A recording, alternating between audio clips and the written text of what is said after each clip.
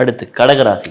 காலாஸ்திரி போயிடணும். ஏன்னா 2ஆம் இடத்துல கேது, 8ஆம் இடத்துல ராகு டிசம்பர் வரைக்கும் இருக்கார். கோளர் பதிக்கத்தை கண்டிப்பாக சொல்லணும். அப்பா அம்மாவுடைய ஹெல்த்தை நல்லா பார்த்துக்கணும். வேலைக்கிழமை பசுமாடுக்கு ஏதாவது ஒரு காய்கறியோ அல்லது ஒரு கீரையோ அல்லது ஒரு வாழைப்பழமோ கொடுக்க தடைகள்லாம் போயிடும். கடகராசிக்காரங்களுக்கு ரொம்ப அற்புதம் ஏற்படும். பராப வருடம் நிறைய நல்லது நடக்கும். கல்யாணம் நடக்கும், பிள்ளைகள் விஷயம் அனுகூலம் நடக்கும், புத்திர சந்தானம் நடக்கும், பிள்ளைகளுடைய படிப்பு, உத்தியோகம், தொழில், வியாபாரம்லாம் மாறும். கடகராசிக்காரங்க இருக்கக்கூடிய வீட்டில் இடமாற்றம், தொழில் மாற்றம், உத்தியோக மாற்றம், படிப்பு மாற்றம், கௌரவ மாற்றம், ஏதாவது ஒரு மாற்றம் வந்தால் கடகணும்னு சொல்லக்கூடாது. ஐயோ குடும்பத்தை விட்டு நான் எப்படி பிரிவேன், இந்த டைலாக்கெல்லாம் அடிக்கக்கூடாது. டக்குன்னு ஓடிடணும். ஏன்னா பெரிய ஏற்றம் கிடைக்கும். பூர்வீகத்தில் அதிகமாக சொத்துக்கள் சேர்றது, பூர்வீக வீடை இடித்து கட்டுவதெல்லாம் கடகம் பண்ணும். பூர்வீகத்தில் இடம்லாம் இருக்கும், அதெல்லாம் விற்க முடியலன்னு வருத்தப்பட்டிருப்பீங்க. அதெல்லாம் விற்கலாம். நல்ல வசதிகள் பெருகும், சந்தோஷம் ஏற்படும், குடும்பத்தில் அந்யோன்யம் ஏற்படும். கடகராசிக்காரங்க கோர்ட் வரைக்கும் போன ஃபேமிலி மேட்டர்லாம் சால்வ் ஆகி வக்கீலே பேஜார் ஆகிற அளவுக்கு நீங்கள் அந்யோன்யம் அதிகரிப்பீங்க. எல்லாரும் ஆச்சரிய தரவுகளுக்கு கடகத்துக்கு நன்மையும் அனுகூலமும் ஏற்படும். தேக ஆரோக்கியத்தில் கண்டிப்பாக உங்களுக்கு எது